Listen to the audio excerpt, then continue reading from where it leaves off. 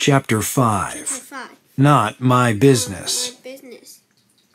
After last bell that afternoon, Andy walked quickly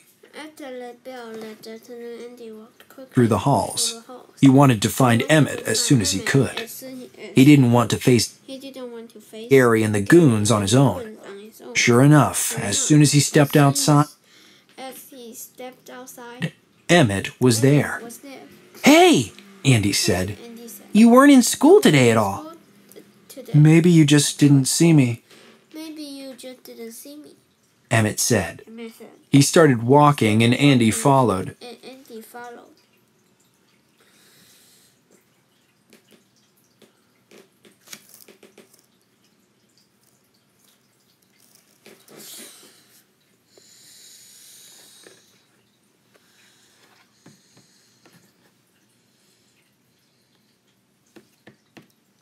"Huh, that would be weird," Andy said. "You're not exactly easy to miss." Andy and Emmett walked quietly down Grove Street for a block or so. Once in a while, Andy stole a glance at Emmett. The kid was a total mystery, but if he was against bullies, he was okay with Andy. Suddenly, Andy heard a scream from the small park at the corner of Pine Place. He stopped and grabbed Emmett's wrist. "Look," Andy said. He pointed at the park. Gary and his friends were there, standing in a cluster with their backs to him and Emmett. They were laughing, but none of them had made the scream Andy had heard.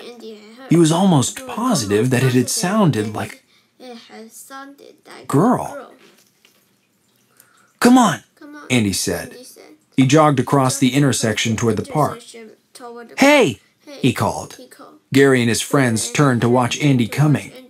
They stepped apart just enough that Andy could see a girl sitting in the mud.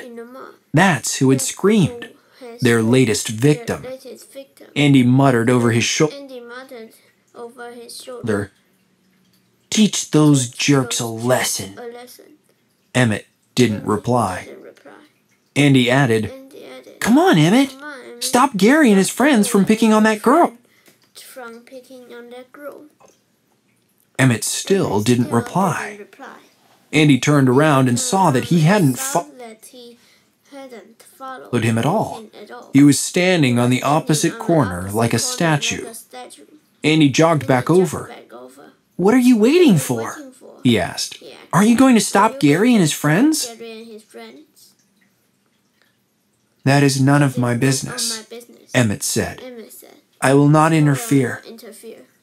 "What are you talking about?" Andy said. His voice was urgent but quiet.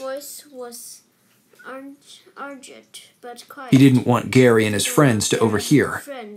"I thought you hated that bully," Andy said.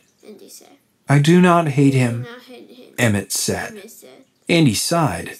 "But you dropped him in the mud," he said. "Twice." "Yes, I did that to protect you," Emmett said. "Right," Andy said. "So now protect that girl." "That is none of my business," Emmett said. Andy stared at the big new kid. Then he turned back to Gary and his friends. "If you guys don't let her go right now," he shouted, "Emmett is going to make you very sorry."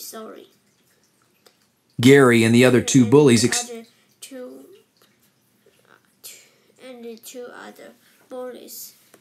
a quick look.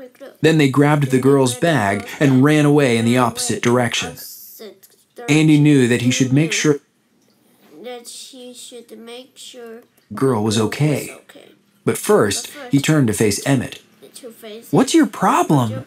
Andy asked. "I have no problem," Emmett said. "It was you who lied to those boys. I was not going to make them very sorry at all. I wasn't going to do anything." "I know," Andy said. "That's the problem." He shook his head and then jogged over to the park. "Are you okay?" he asked. He offered his hand to help the girl up. The girl got to her feet, then she pushed Andy away. "Get back," she said. "I can stand up on my own, no thanks to you."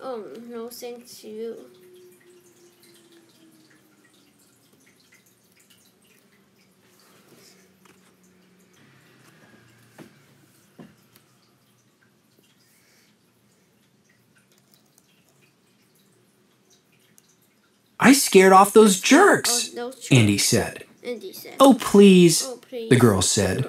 "You spent more time arguing with your dumb friend than helping me. If you'd helped, I wouldn't be covered in mud." "If you'd helped, I wouldn't be covered in mud. "And they wouldn't have my book bag." Andy looked at the girl.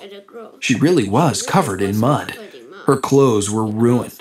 She also had a big scrape on her knee.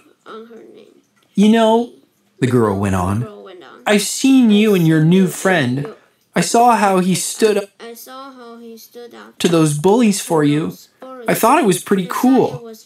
But I guess he doesn't care about stopping bullies. He just cares about protecting you." Her face was red as she wiped the mud from it. Then, without waiting for a reply from Andy, she stomped off and ran out of the park.